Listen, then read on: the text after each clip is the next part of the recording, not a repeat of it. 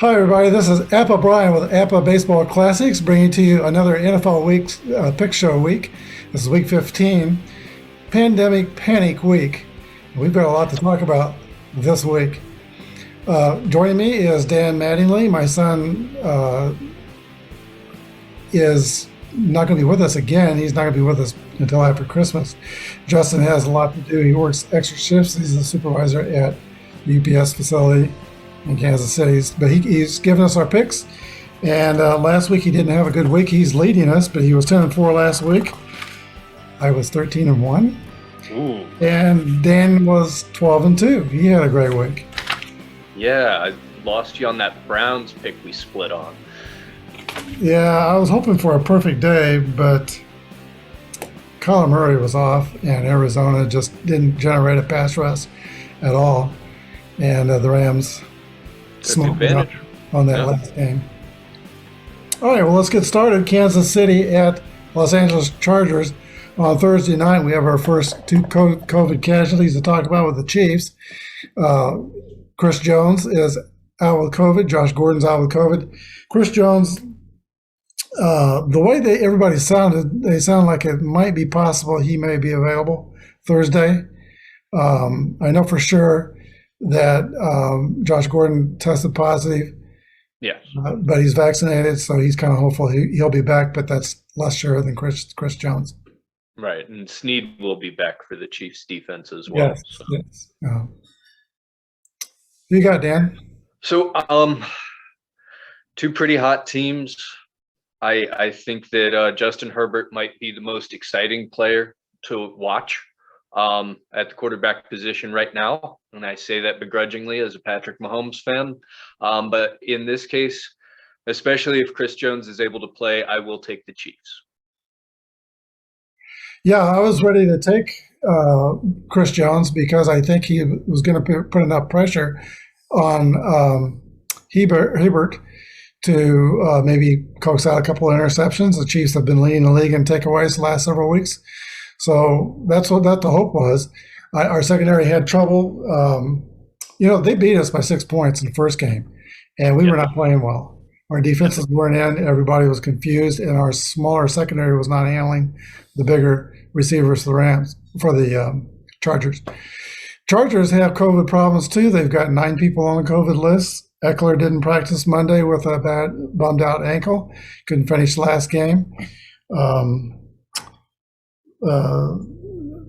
Norman James is out. He's fighting with a hamstring, and he is iffy. Key to their very bad defense. Yeah. So I was ready to take the Chiefs all the way, but losing Chris Jones is a big problem. But I'm going to keep my fingers cross-fingered. Maybe he can still play. Little 98, he's a little undersized in the middle there, but he can rush the passer pretty good, so he might get in there. One of the COVID casualties for the Chargers is Rashawn Slater, the rookie left tackle, so their left tackle's out. Oh, yeah, he's been playing like an all-pro this year. He's been playing really well. Or Slater, I keep getting the Rams and the Chargers. Yeah, it's those LA teams. Yeah, is Slater on the Rams or is he on the Chargers? I believe Slater's the Chargers. Okay, yeah. Well, you're looking at, he is a Charger. Sean. Mm-hmm. Yeah, I'm going to take Kansas City with fear and trembling. Right, this is going to be a tough game. I really do think so. The Chiefs, if they have any ideas of hosting another AFC Championship game, they must win this game and hope that New England loses sometime in the next 2 weeks. But Chargers also, if they want to win the division, this will give them the inside track because they'll definitely have the tiebreaker over Kansas City if they win the game. And they have a much easier schedule to finish the year than Kansas City. Yes, they do.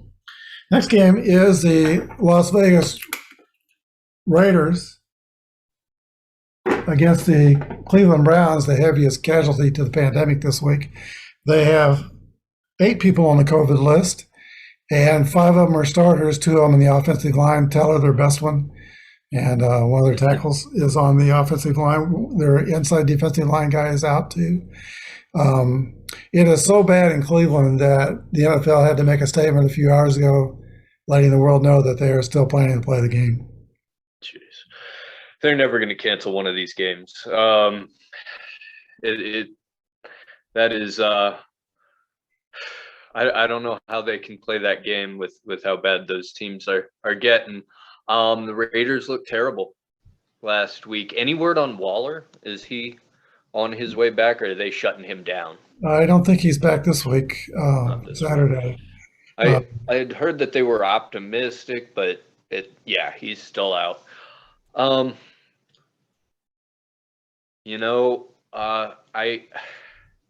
hesitate to take the Raiders after what I saw from them last week, but the Browns are in such bad shape. I'm going to go ahead and take I had this one written and then I crossed it out like 4 times. I'll take the Browns. I think they're the better team at this point. Yeah, I think Cleveland's definitely a better team, but I'm just worried about who's going to block for Baker Mayfield and what the effects that's going to be. Because the Raiders can still get after the quarterback. They sacked Mahomes 3 times last week. I think the Chiefs scored 89 points on the Raiders this year. And I think the reason is because their defense is so simple. They don't disguise their coverages. They don't change their coverages. And they try to beat you with their personnel. And that just doesn't work too well, especially against the Chiefs. Sure. And they got a heavy dose of humble pie after last week. I'm hoping for some bounce back from the Raiders. There you go. I almost picked it. Yeah, taking on the Cleveland Browns junior varsity. Right. Next game is the New England Patriots at the Baltimore or Indianapolis Colts. Living in the past here, Brian. Yeah, So this will be a great game. This is probably the game I'm looking forward to the most.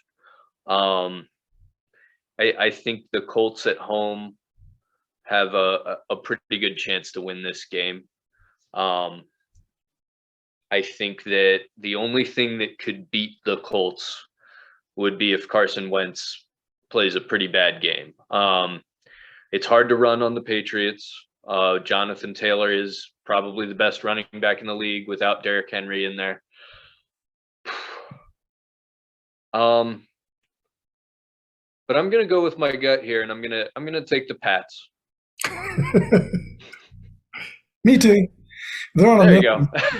I think Belichick has been having a really good year, coaching wise. I think he should be the coach of the year. Could continue rolling on. He's even watching the HBO series Hard Knocks that's doing Indianapolis to try to glean what he can glean out of that for this. Sure. And he may learn something. Who knows? New England wants to hold on to that. I hope Indianapolis wins for the Chiefs' sakes. Sure. They're going to need either Indianapolis to beat the Pats or Buffalo next week to beat the Pats. I think the best chance is for Indianapolis to do it. Mm-hmm. I don't think it's going to happen. I think New England's going to take this game. Next game, those are Saturday games, by the way. Yeah, my last Saturday game. First Sunday game is Carolina Panthers at the Buffalo Bills. Well, Carolina's they're a mess. They really don't know what they're doing over there. I'll be surprised if Matt Rule keeps his job, even with that long contract they gave him only, I think, 2 years ago. The GM should be out as well, in my opinion. He's done a pretty bad job of getting players in there. Yeah, they've had some bad luck with injuries, but Darnold wasn't the answer. Bridgewater wasn't the answer. And now to bring back Cam Newton with really no plan on how to use him, that doesn't work for me either. I'll take the Bills in a bounce back win. Yeah, I'm also taking Buffalo to win this game. Was McCaffrey already injured? Yeah, I think they shut him down for the Yeah, year. he's shut down. He's also got COVID too, so he'll be out for that reason also. Yeah, Um, double out. yeah, he's definitely not playing. My problem with the Bills is they're such an unbalanced team. They did not hand the ball off to a running back in the first half at all last week, and they only ran the ball 17 times. They just put everything on Josh Allen, Yep. and he's a big guy and he's tough and he's a talent. He's like probably he may be the best player in the NFL right now, but he can't do it by himself. No, especially if you want him to last till the playoffs. He's big and tough, but you take that many hits. I mean, that ankle, I Yeah, can't believe he got up. If my ankle bent like that, I wouldn't be walking for 3 weeks. they say if you bend it in, it's worse than if you bend it out. Hmm. But he was in a boot when he left his left post game comments, and he didn't walk too well from the podium to the door. No, that He's was confident he can play, but he can't do everything. But I still think, if Josh Allen can't play, who's going to be playing?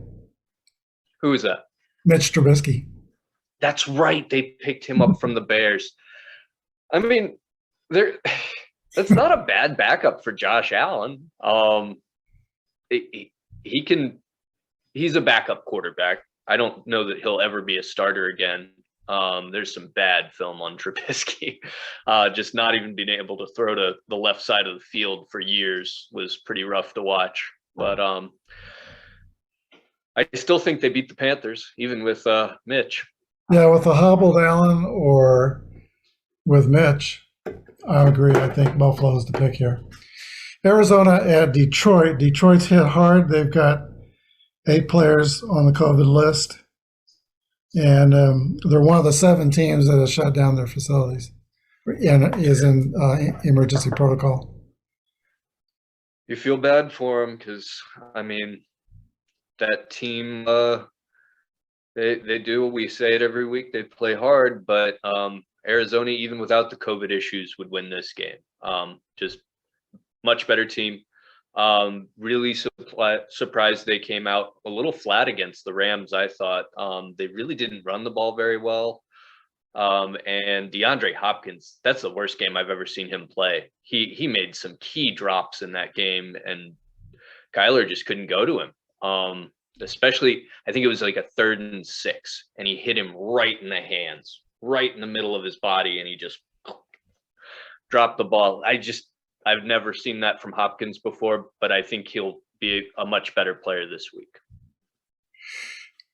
All right, I'm picking Arizona also. I was really disappointed in Arizona Monday night, but it's like their pass rush disappeared. Whether he was lined up on the left or the right, on the left against a rookie, wouldn't get any headway, and on the right against a Whitworth who's 40 years old today. You're talking about Jones? Yeah, Chandler Jones. Chandler Jones. Yeah. He didn't make any headway on Whitworth, who's 40 today. So right. I don't know where their pass rush went, but it's disappeared. Arizona, Kyler Murray, he had a great game against Chicago, but he was off in that game. He had that one pass that would have been a touchdown that he missed by about 10 or 15 yards. He doesn't usually overthrow those. Yeah. All right, the next game is the Jets at Miami Dolphins. Well, always a frisky game for the Jets. You never know what they're going to do in these games. But I do like the Dolphins here. They're home. They should find a way to win this game. Yeah, Tua's been hot the last 3 weeks, and Miami is not He's great out of RPO. Oh yeah, he runs our run pass option. He's phenomenal. The New York Jets have not beat Miami since 2015, and that streak will continue. I'm picking Miami. That's a great stat. I like that stat. Next game is the Cowboys at the New York Giants? Well, how frustrated, like out of the fan bases, do you think the Giants are the most frustrated fan base? It might be the Jets too. I'm not sure. Probably the Detroit's just Jets. used to it at this point. But yeah, there's a Boomer Esiason show comes out of New York, and whenever the Jets win, and New York, there's quite a rivalry in New York between those two Oh yeah, teams.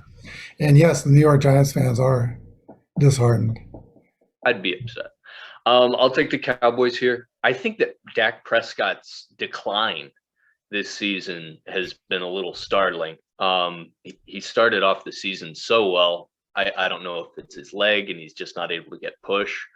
But they're much better than the Giants. I expect them to win and force more turnovers. They've been really good at that all season. Yeah, I think Micah Parsons will not only be the defensive rookie of the year, he's making a strong case to be the defensive player of the year. He's really having a season. Trayvon Diggs has not let up. He's still playing well. That one catch that was it Sims that made that in the end zone? Or Yeah. Who did they play last week? Oh, Washington. Yeah. Washington. Sims made on the side of the end zone. That was a spectacular catch. But Trayvon Diggs was right there, and he got his hand on the ball. Made the play. Dallas has just got too much for New York. Saquon Barkley came out this week in defense of his coach. Somebody, good for him. Yeah, somebody needs to defend Coach Judge. I'm picking Dallas. So far, we only disagree on the Vegas-Cleveland game. Here's a tough pick. Washington at Philadelphia. Well, Heineke's going to be out this game, and they've lost so much of their defense in the past few weeks, from the defensive backfield to defensive line. Washington is depleted. I would be very surprised, and I think Gibson's banged up as well. So I'd be very surprised if Terry McLaurin can line it up, throw it to himself, and be the running back. But we'll see. Curtis Samuel, I guess that's the other weapon there. I think they're going to have a tough time with the Eagles. I will take the Eagles at home. I've got the Eagles also. Washington is another of the 7 teams that have shut everything down. They've got 8 people on the COVID list. Fuller, who's actually been playing pretty good last 5-6 weeks, he's on the COVID list. Sweat is on the COVID list. Tim Settle, who was playing for Allen, who was on the COVID list, he's on the COVID list. So do the third string defensive tackle there. Washington is going to be showing up pretty much with their JV also. Is there a way I can blame this on Dan Snyder? Because I will, if there's a way. Why not? Right. We're both on Philadelphia. Now we have another division contest that's very important, Tennessee and Pittsburgh. Oof. Pittsburgh, they're such a weird offense. I really just think that Roethlisberger kind of just floats it out there and hopes for the best. Deontay Johnson goes from dropping every ball to making miracle catches 3 and 4 times on a single drive. I don't know what to do with them. I love their running back. Harris is phenomenal. He's a fighter, and I think as long as he can stay healthy, he'll be a force in this league if they can put an offensive line in front of him. Steelers defense is pretty good, but the Titans, I think they've kind of figured out some patches for their offense with Henry out, and I do like them better as the more complete team here. I think their defense has been showing a little bit of life. But they have picked up a few wins on some bad teams recently. So I could be reading a little bit of smoke there. You got Tennessee? Yeah. Pittsburgh Yeah, Tennessee, this game was going to come down to the running games. Najee Harris and Tennessee's repaired running game. Yeah, they're two Uh, guys. the thing about it, though, is Pittsburgh has been giving up 360 yards a game, and that's not good. And Tennessee is actually pretty good against the run with Simmons in there in the middle. Yeah. So I think Tennessee has a very good chance of shutting down Najee Harris. And I don't think Pittsburgh has a chance to shut down Tennessee's running game. And when Tennessee gets that running game going, there's less pressure on Tannenbaum, and he will not be inclined to throw the interceptions that he has been throwing when they were trying to repair the running game. Yeah. So I think Tennessee will win this game. Houston Texans, Jacksonville Jaguars.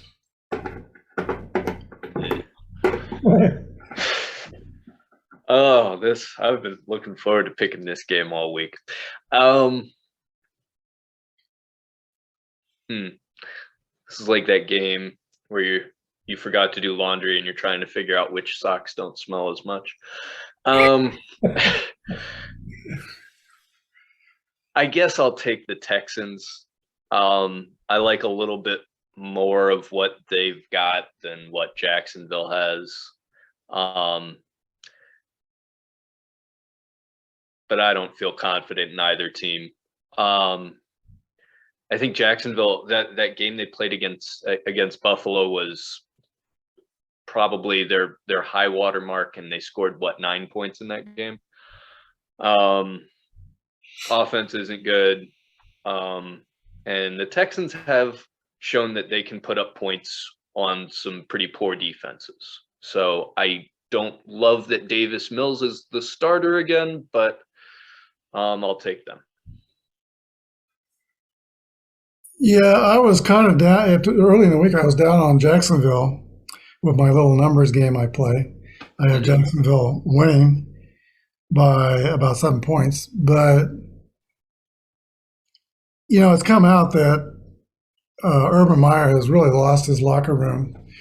Yeah. He's calling his assistant coaches losers.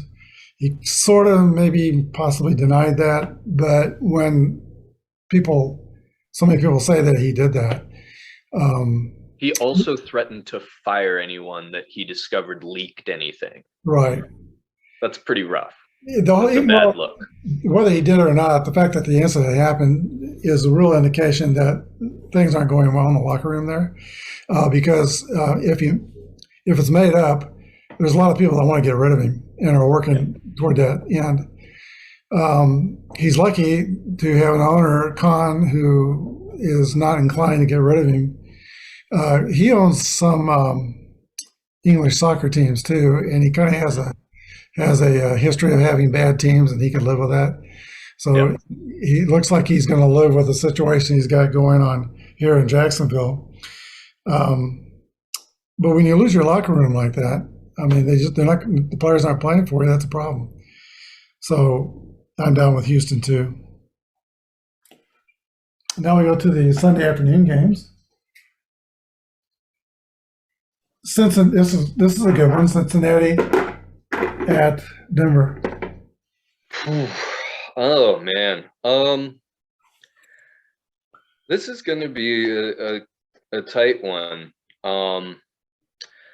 I really think that if Denver can really commit to that running game that they have, and they jump out to a little bit of a lead. Cincinnati is such an odd team. They're in there with the Vikings for me. I can't get a beat on either of those teams. Cincinnati made an excellent comeback, but they were in the hole for a reason last week. I think they were down, was it 24-6 at one point? That's pretty what was it? Sorry. I don't know. It was significantly down, yeah. It was quite a bit. I love Joe Burrow. I think that he's phenomenal. I think that Denver's pass rush has a chance to get to him. I'm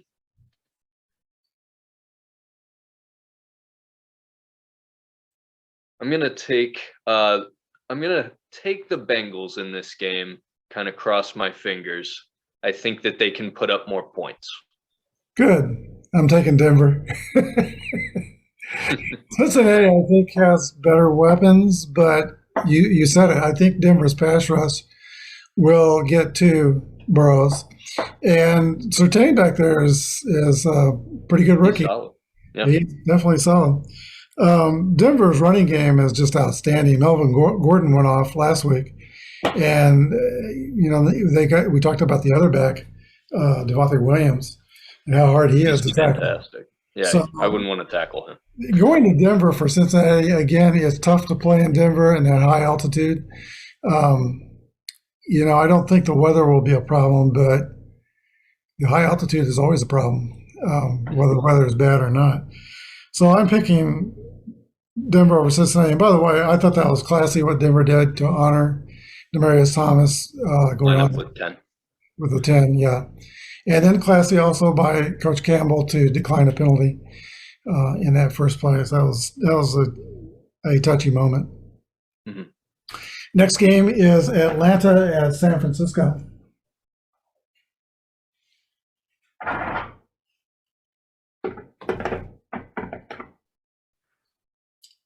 Atlanta at San Francisco.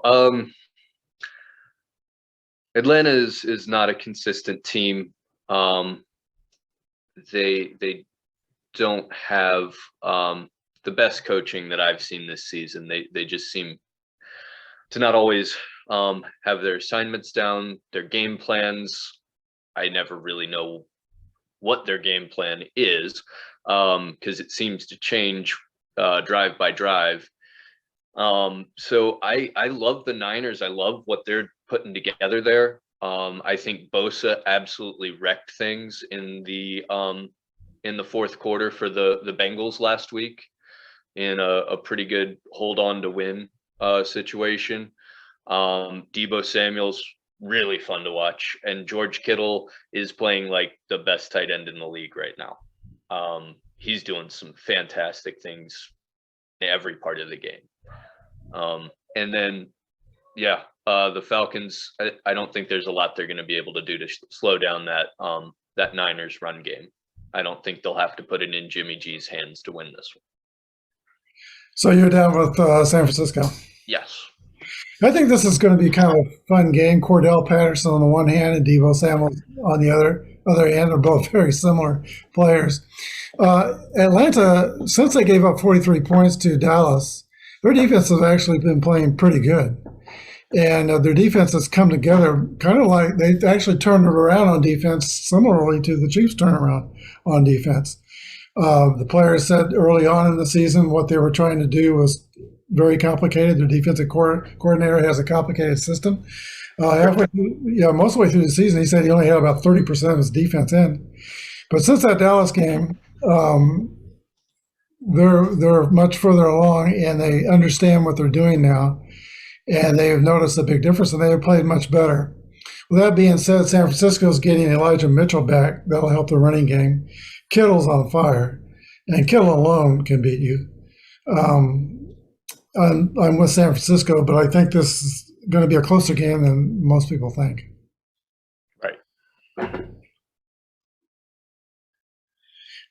Seattle at the Rams. Seattle has looked much better, but they've benefited from playing a couple of easy games. It looks like Russell Wilson might be able to push the ball downfield still, now that finger's actually healthy. I still don't love Seattle's defense. They've played a little bit better, but I think that's due to competition more than it is to real improvement.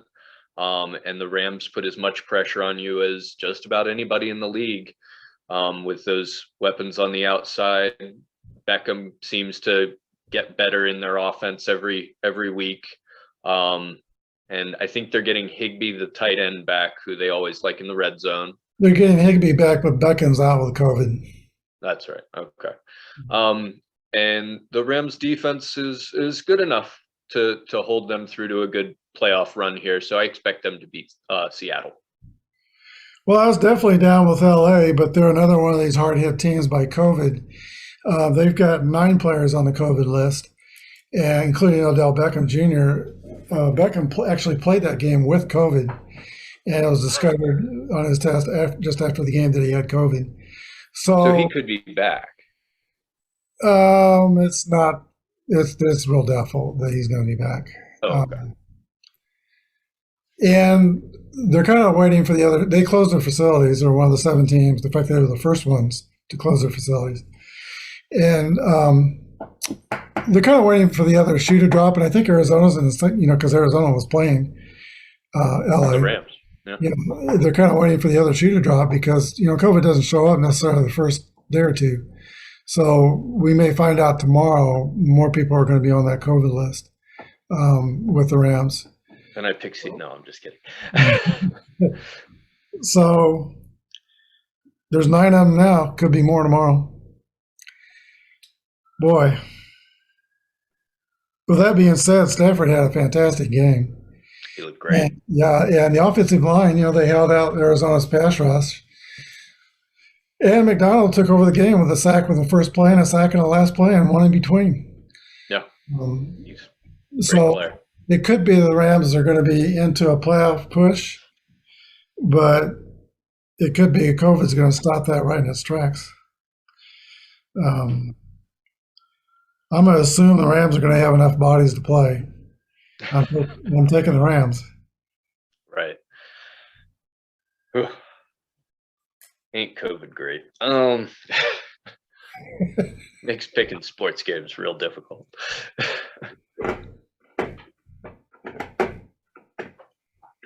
Green Bay at Baltimore. So Baltimore, they're pretty banged up right now. Their defense is looking a little thin. They made a nice little comeback, and I like the QB Huntley. They're backup for Lamar Jackson. I'm always surprised with these AFC North teams. They don't seem to worry about the long-term health of their quarterbacks. Baker Mayfield and Lamar should be sitting to rest up and heal for what we would hope is a playoff push for both teams. And against the Packers, Lamar should definitely sit because that's a very good defense and they don't have much chance of putting up the points to stay with that team.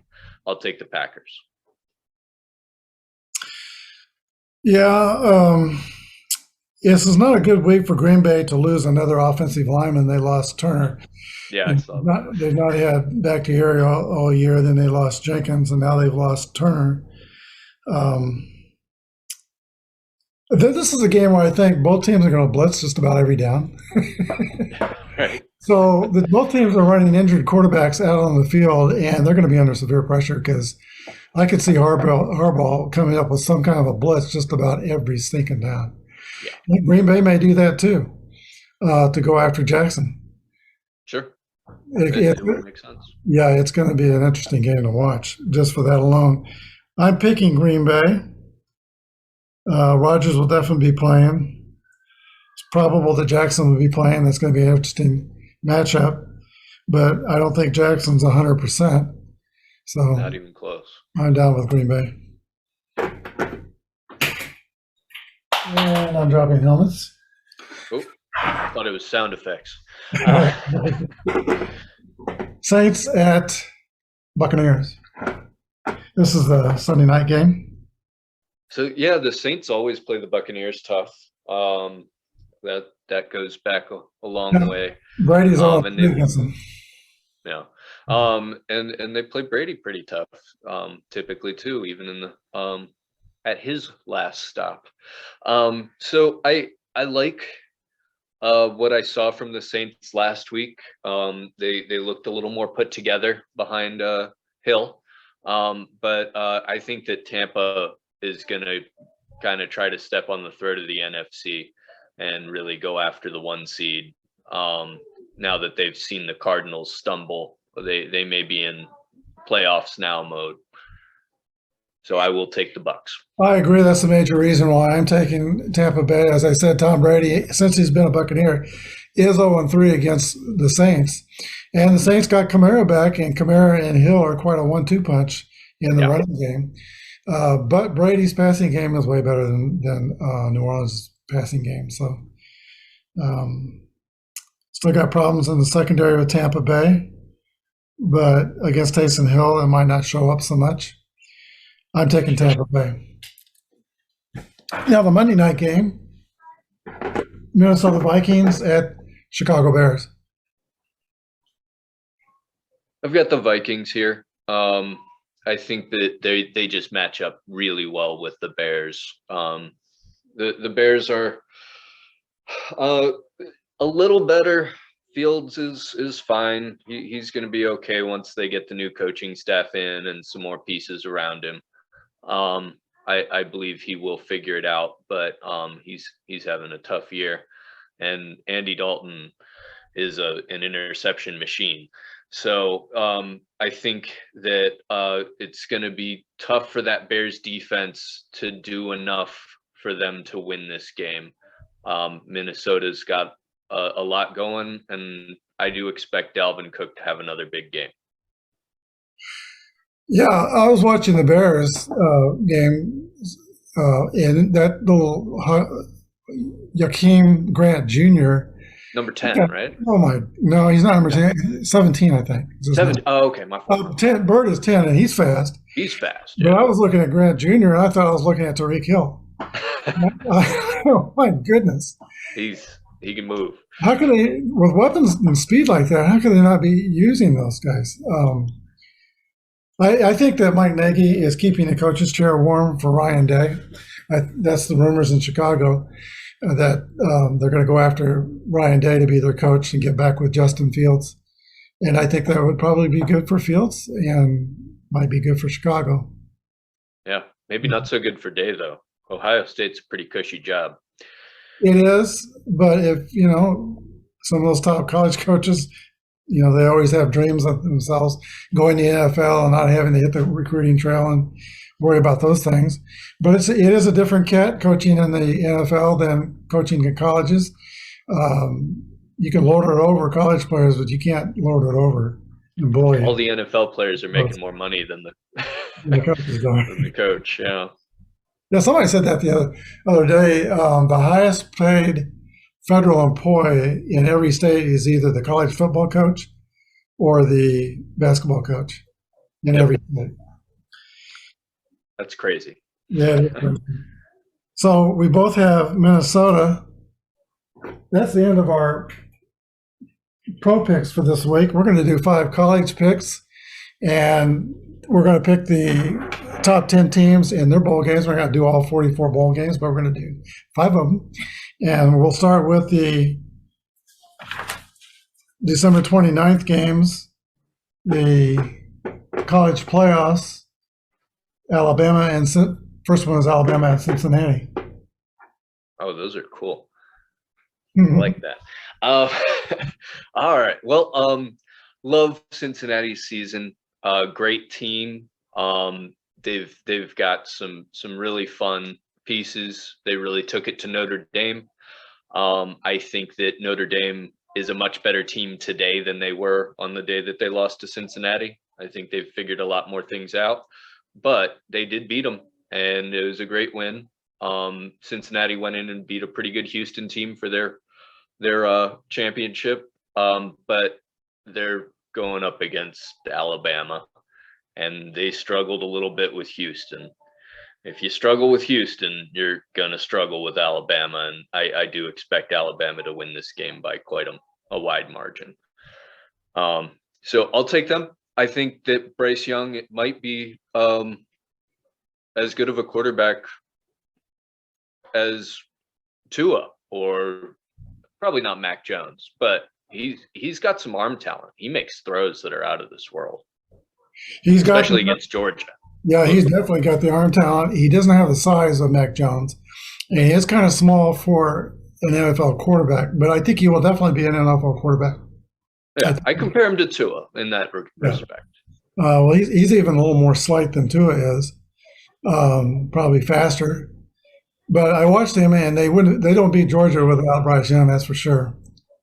I watched a Cincinnati game this year, and it wasn't Houston. It was another weaker team, unrated team, and Cincinnati really struggled with them. Mm. And I just think Alabama is going to be a shock to their system. They're just going to be too much. I'm picking Alabama as well. And then the next college playoff game is probably my favorite college team I watched this year in Michigan at Georgia. Georgia. Yeah. Whew.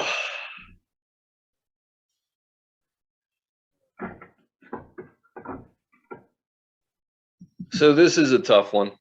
Georgia, best team in the regular season, that's for sure. They looked fantastic. Their defense is very, very good. But so is Michigan's. I love Michigan's running back. He's a heck of a player. Excited to see him in the pros. Georgia and Michigan are not elite at the quarterback position, in my opinion. How do you feel about those two quarterbacks? They're not. Georgia, that's really Georgia's only problem. Their quarterbacks are not very good. It is said that most of the rest of their team, though, will be playing on Sundays. And right. I kind of agree. The times I watched them play, they are outstanding. Mm-hmm. I looked at Michigan, and Michigan, when I thought was a little undersized before the Ohio State game, but their offensive line was so technically perfect. I don't think I've seen an offensive line as technically perfect, including in the NFL, as that Michigan line was when they were playing Ohio State. They were fantastic. And if they could play like that against Georgia, I'm hoping for an upset here. Most everybody's down with Georgia, but I do think Michigan's two quarterbacks that they use are better than Georgia's two quarterbacks. So, and Michigan's defense is good. Yep. I could see Michigan winning this game, but I'm just praying Aiden Hutchinson, who, by the way, may be the number one pick next year. He should be. He should be. He's a heck of a player. 14 sacks, I think, this season. Well, the Detroit Lions need a defensive end. Yeah. They need a quarterback, too, but there's no quarterbacks like Aiden Hutchinson out there. So Hutchinson as a defensive end probably should be the number one pick. I got my fingers crossed. It's an upset pick, but I think Michigan is going to win. Did you pick Georgia?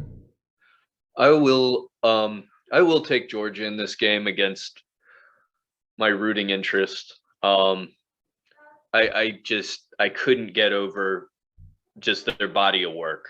I mean, you lose to Alabama, you lost to Alabama. I mean, that's acceptable. I thought they would beat Alabama, with the season they were having. But me too. Yeah, I think everybody did. It was a surprise. But that defense, they are, as you said, so much bigger and so much faster than maybe even Ohio State. I do expect them to have a little bit of an advantage over that offensive line. Michigan would have to play it perfect, like you said. When I was an athletic director in California, we had a team in 1984 that won the state championship. That team was full of athletes. And then the next year, everybody thought our team was going to drop off, but I said, no, I don't think so. We didn't have the athletes we had in 84, but our class for 85 was technically perfect. Their fundamentals were better than the 84 teams. Now, sure, because they had to practice against those guys. They had to be technically perfect. That was definitely part of it. Yeah. And they turned out to be every bit as good as the athletes. They had as good a season. They won all their games up until the state championship game. They lost the state championship game. But until then, if you've got a little bit less athletes who play the game perfectly and smartly, you can still compete. Oh, yeah. And anybody can beat anybody. That's what I'm hoping for Michigan here. Now, January 1st, the Cotton Bowl, which comes at about, I think, at noon. Actually, no, the Fiesta Bowl.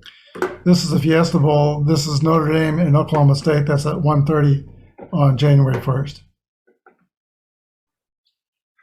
So I think that Notre Dame looks much better than they did when they lost. I thought Oklahoma State looked a bit lost against Baylor in that the Big 12 championship. I think there's a limit to that team once they're up against a good defense, and Notre Dame has a very good defense. I think that will be the deciding factor in the game. I think that Oklahoma State had a wonderful year, but I think they had an advantage because the Big 12 was pretty down this season. I expect Notre Dame to clean up in this game.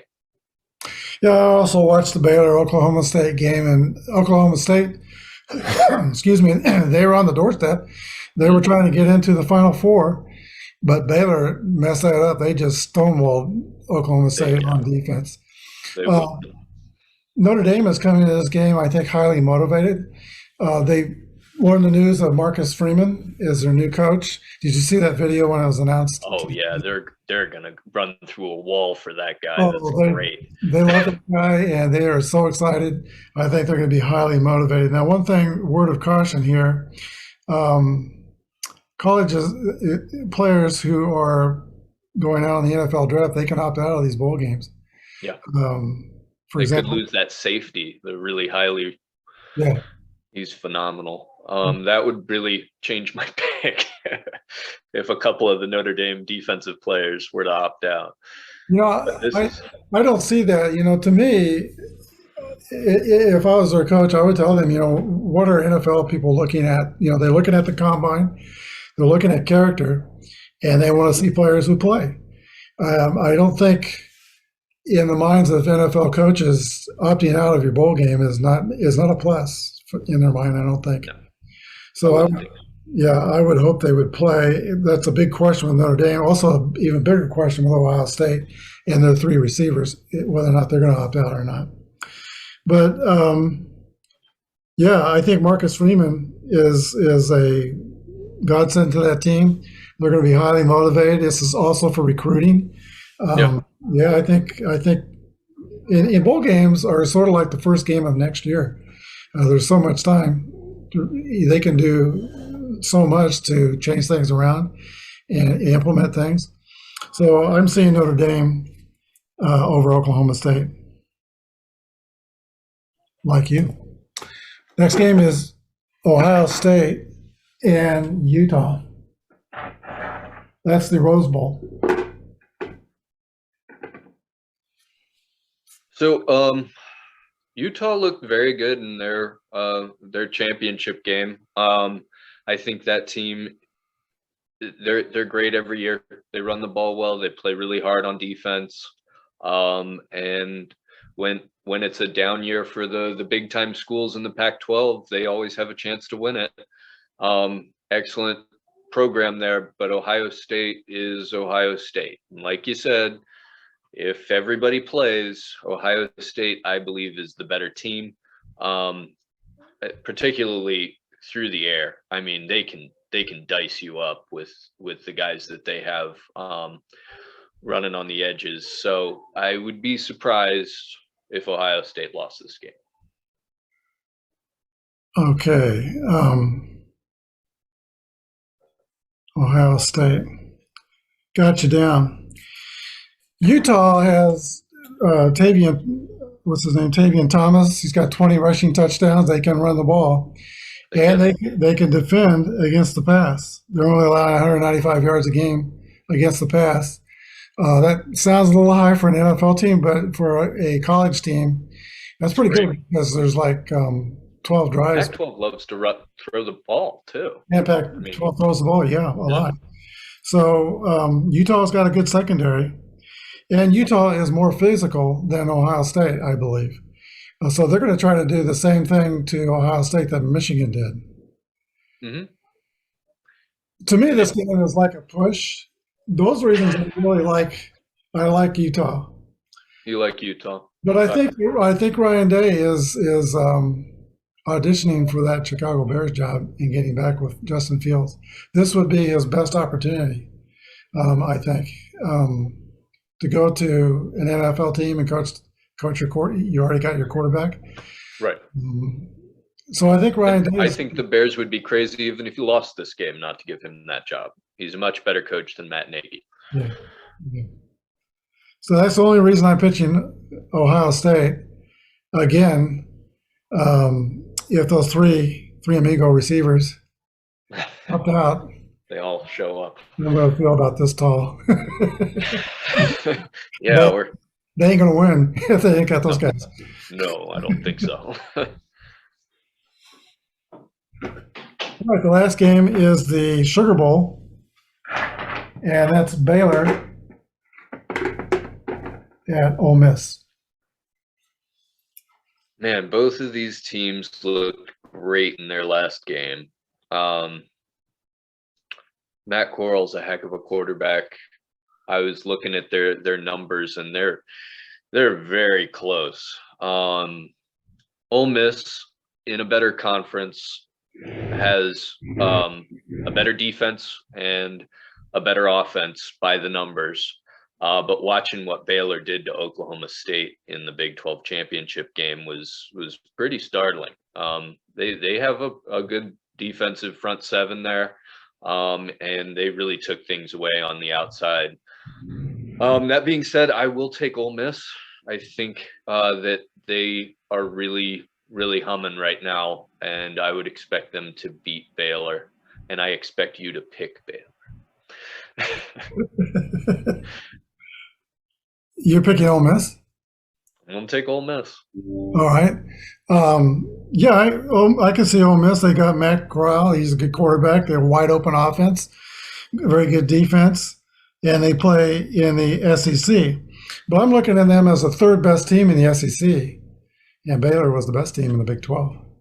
I saw a couple of Baylor games. They played Kansas late in the year, just after Kansas upset. Who they upset? Was that Kansas upset somebody? When Oklahoma was it? No, it wasn't Oklahoma. They beat somebody pretty good. And yeah, Kansas was kind of putting it together, but Baylor manhandled them.